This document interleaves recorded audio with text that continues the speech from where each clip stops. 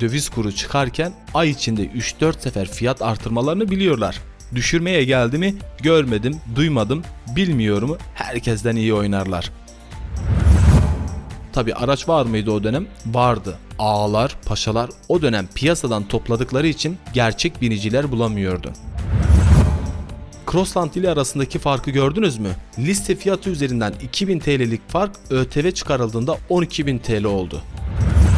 ÖTV muafiyetli alınabilecek C segmenti SUV araç olan alemin kralı tabii ki de Duster.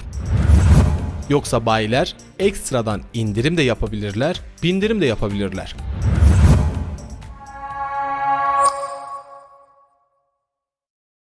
Herkese selamlar. Bugünkü videoda ÖTV muafiyetli yani engelli raporuyla alınabilecek SUV modellerine bakacağız. Gönül isterdi ki anlatacağımız bütün araçlar C segmentinden olsun. Ama nerede? C segmentinden 2 model anca bulunuyor. C segmentini geçtik, bari B segmentinden gönlünüzün istediği gibi ÖTV muafiyetli araçları alabilseydik. O da yok. Bazı B segmenti araçların hiçbir versiyonu girmiyorken 2008, T-Roc, Kamiq gibi araçlar maalesef ki raporlu alınamıyor. Bazı B segmenti araçlar ise giriş ya da 2 donanıma anca giriyorken üstteki donanımları bu ÖTV muafiyet diliminin içine girmiyor. Puma, Juke, Crossland gibi. Ama ümit var olmak gerekirse döviz kuru stabil olmaya başladı. Hatta birazcık aşağı doğru eğilim içinde. Tahminime göre bu araçlar dolar kurunun 13.80'lerde, euronun ise 15.70'lerde olduğu dönemde hesaplanmıştır. Yani şu anki dövizin bulunduğu pozisyon itibariyle Şubat ayındaki liste fiyatlarında düşüş anlamında olumlu hareketler bekliyorum. Çünkü dövizin düşüşünü daha yansıtmadılar. Döviz kuru çıkarken ay içinde 3-4 sefer fiyat artırmalarını biliyorlar.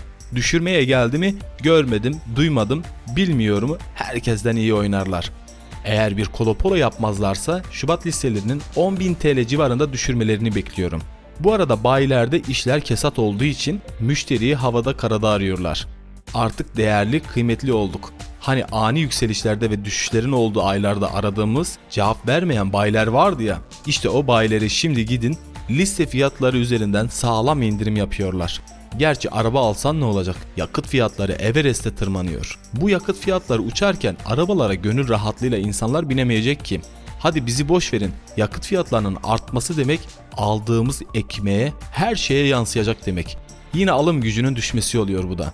Her neyse, hayatın gerçeklerinden hafif bir dem vurduktan sonra ÖTV muafiyetiyle alınabilecek ilk aracımıza bakıyoruz. Karşımızda Ford markasının B segmentteki temsilcisi olan Puma'yı görmekteyiz. Evet, yeni tasarım dilinin tüm izlerini gördüğümüz Puma aracını ben çok beğeniyorum. Tabi fiyatı dışında. ÖTV muafiyetli kısmına Puma'nın hangi versiyonu giriyor derseniz maalesef ki sadece giriş donanımı giriyor. O da manuel şanzımanlı. Manuel şanzımanlı birçoğunuzun işini görmediğini biliyorum. İsterseniz biraz ileri sarın, listemizde otomatik şanzımanlı araçlar da var. İsteyenler için Puma'dan bahsedecek olursak Ford markasının B SUV temsilcisi olarak ülkemizde satışta olan 2 aracı var. EcoSport ve Puma. Puma'nın liste fiyatında en ucuz seviyede bulunan 1.0 litrelik 3 silindirli içten yanmalı EcoBoost motoru 95 beygir güç, 170 Nm tork değerleri sunmakta. Benzinli ve 6 ileri manuel şanzımanlı olan Puma'nın yakıt tüketim değerlerine baktığımızda fabrika verilerine göre şehir içinde 5.4 litre yakıt tüketirken şehir dışında ise 4 litre yakıt tüketim değeri sunmakta. 1270 kilogram ağırlığıyla sıfırdan 100 km/saat hıza 11.9 saniyede çıkabiliyor. Maksimum hızı ise 175 km/saat. Bagaj boyutuna baktığımızda 456 litrelik bagaj hacmi ile sınıfındaki birçok rakibinden daha iyi bir kullanım alanı sunmakta. Şimdi geldik can sıkıcı noktaya, fiyatına. Puma 1.0 6 ileri manuel şanzımanlı stil donanımı şu anda güncel olarak 450.500 TL'den satılmakta. Dediğim gibi Şubat listesinde fiyatlarını biraz daha düşüreceklerini düşünüyorum. Ama güncel fiyatı üzerinden baktığımızda ÖTV muafiyetli yani engelli raporuyla 250.300 TL'ye satılmakta. Fazla değil, bu araç Ağustos ayında ÖTV matrah düzenlemesinden sonra 246.000 TL'lik bir fiyat etiketine sahipti. Bu arada Puma aracı güvenlik anlamında Euro NCAP'ten 5 yıldız aldı. Detaylı çarpışma videosunu önümüzdeki hafta atacağım. Beni takip etmeyi unutmayın. Diğer aracımıza baktığımızda karşımızda Hyundai markasının B segmentinde Ford markasında olduğu gibi iki SUV temsilcisi bulunuyor. Hyundai markası daha yüksek fiyatta konumlandırdığı Kona aracı da ÖTV muafiyetli alınabilecek limit içinde bulunuyor. Kona'nın giriş versiyonu olan 1.0 litrelik 3 silindirli turbo beslemeli TGDI motoru 120 beygir güç, 200 Nm tork değerleri sunuyor. Benzinli 7 ileri otomatik şanzımanlı olan Kona'nın yakıt tüketim değerlerine baktığımızda fabrika verilerine göre şehir içi kullanımda 6 litre ile gezinebilecekken şehir dışında 4.9 litre ile gezilebilecek. Tabi siz bu değerlerin üzerine her zaman dediğim gibi en az 1-1.5 litre ekleyip öyle düşünün.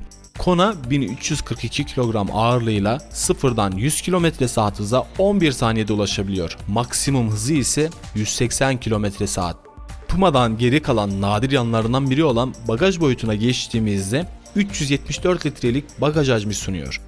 Şimdi fiyatına baktığımızda 1.0 7 ileri otomatik DCT şanzımanlı Kona'nın stil donanımın kampanyalı liste satış fiyatı 448.000 TL. ÖTV muafiyetli yani engelli raporuyla 249.300 TL'ye alınabilecek. Diğer versiyonları maalesef ÖTV muafiyet üst sınırını bayağı aşmış durumda. Kona'nın bu versiyonu da Ağustos ve Eylül aylarında Puma gibi 247.000 TL'lerden satılmaktaydı. Tabi araç var mıydı o dönem? Vardı. Ağalar, paşalar o dönem piyasadan topladıkları için gerçek biniciler bulamıyordu. Şimdi yeniden Ford markasına geçiyoruz. Ford markasının B segmentindeki diğer SUV aracı olan EcoSport da ÖTV muafiyet kapsamına giriyor. Ford'un Romanya fabrikasında üretilen EcoSport Avrupa piyasasına Romanya'dan üretilip ihraç ediliyor. 1.0 litrelik turbo beslemeli 3 silindirli içten yanmalı EcoBoost motor 125 beygir güç, 170 Nm tork değerlerine sahip. Benzinli olan EcoSport 6 ileri otomatik şanzımanı ile fabrika verilerine göre şehir içindeki yakıt tüketimi 7.2 litre iken şehir dışındaki yakıt tüketimi ise 5 litre. 1324 kilogram ağırlığa sahip olan EcoSport sıfırdan 100 km/saat hıza 11.6 saniyede ulaşabiliyor. Maksimum hızı 180 km/saat. Bagaj alanına baktığımızda 356 litrelik bagaj hacmine sahip. Fiyatına geçecek olursak listede 2021 ve 2022 model yılına ait versiyonları bulunuyor ve iki versiyon da ÖTV muafiyet kapsamında yer alıyor. Ama konuştuğum bayilerin hepsinde 2022 yılında üretilen versiyonları ellerinde yok. Ondan ötürü 2021 model yılına ait olan EcoSport'un stil donanımın Ford Options fiyatı 434.300 TL. ÖTV muafiyetli yani engelli raporlu fiyatı ise 241.200 TL.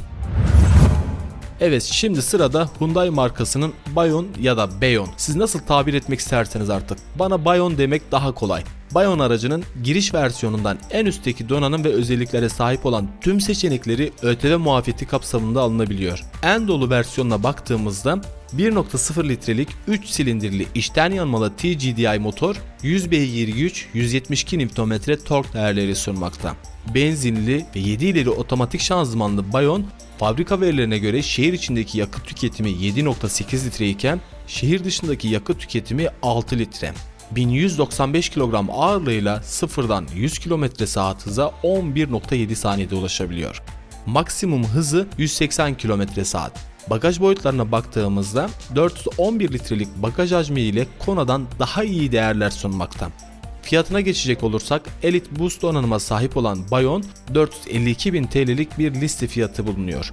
ÖTV muafiyet sınırını hafif biraz aşmış olsa da 1500 TL'lik fark çok büyük bir fark değildir. Yeter ki bulunsun. Her neyse ÖTV muafiyetli yani engelli raporuyla 250.300 TL'den satılacaktır. Sıradaki aracımız Opel markasından Crossland. Baştan söyleyeyim, Crossland aracının manuel şanzımanlı olanı ÖTV muafiyeti kapsamına giriyor. Ondan dolayı otomatik şanzımanlı bakan arkadaşlar ileri sarabilirler bu alanı. Crossland aracımıza baktığımızda 1.2 litrelik 3 silindirli turbo beslemeli motor 130 beygir güç, 230 Nm tork değerleri sunmakta. Benzinli ve 6 ileri manuel şanzımanlı Crossland fabrika verilerine göre şehir içindeki yakıt tüketimi 5.7 litre iken şehir dışındaki yakıt tüketimi 4.1 litre. 1184 kilogram ağırlığıyla sıfırdan 100 km/saat hıza 9.9 saniyede ulaşabiliyor. Maksimum hızı 201 km/saat. Bagaj boyutlarına baktığımızda 410 litrelik bagaj hacmi sunuyor. Evet, şimdi fiyatına geçiyoruz. 1.2 130 beygirlik Essential donanıma sahip olan Crossland'ın liste fiyatı 401.000 TL. Bu fiyatı ile %70'lik vergi diliminde yer alan Crossland, ÖTV muafiyetli yani engelli raporlu fiyatı ise 235.900 TL'den satılacak. Tabi benim burada söylediğim fiyatlar liste fiyatları üzerinden hesaplanmış resmi olarak olması gereken fiyatlardır. Yoksa bayiler ekstradan indirim de yapabilirler, bindirim de yapabilirler. Şimdi sırada Kia markasının Stonic aracı yer alıyor. 1.4 litrelik 4 silindirli içten yanmalı motor 100 beygir güç 133 Nm tork değerleri sunmakta. Benzinli ve 6 ileri otomatik şanzımanlı Stonic fabrika verilerine göre şehir içindeki yakıt tüketimi 7 litre iken şehir dışındaki yakıt tüketimi 4.6 litre. 1160 kilogram ağırlığıyla sıfırdan 100 km/saat hıza 12.6 saniyede ulaşabiliyor. Maksimum hızı 172 km/saat. Bagaj boyutlarına baktığımızda 352 litrelik bagaj hacmi sunuyor. 1.4 100 beygirlik Elegance donanım Stonic'in liste fiyatı 440.000 TL iken yaklaşık 37.000 TL indirim yapılarak yani kampanyalı liste satış fiyatı 403.000 TL. Stonic'in ÖTV muafiyetli yani engelli raporlu fiyatı ise 223.900 TL. Crossland ile arasındaki farkı gördünüz mü? Liste fiyatı üzerinden 2000 TL'lik fark ÖTV çıkarıldığında 12.000 TL oldu. Çünkü 2000 TL'lik fark ile %70'lik vergi dilimden %80'lik vergi dilimine geçmişti. Şimdi sıradaki araç Fiat markasının Egea Cross aracı. Evet, bildiğiniz gibi maalesef otomatik şanzıman seçeneği yok. ÖTV muafiyetli olarak alınabilecek en mantıklı Egea Cross 1.6 litrelik multijet motor 130 beygir güç 320 Nm tork değerleri sunmakta. Dizel 6 ileri manuel şanzımanlı olan Egea Cross 1315 kilogram ağırlığıyla sıfırdan 100 km/saat hıza 9.6 saniyede ulaşabilmekte. Şehir içi ve şehir dışı karma yakıt tüketimi 4.5 litre. Maksimum hızı 212 km/saat. Bagaj boyutlarına baktığımızda 440 litrelik bagaj hacminin olduğunu görüyoruz.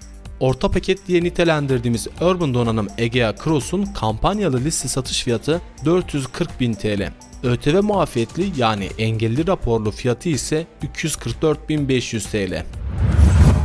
Bir sonraki aracımız Dacia markasından Sandero Stepway.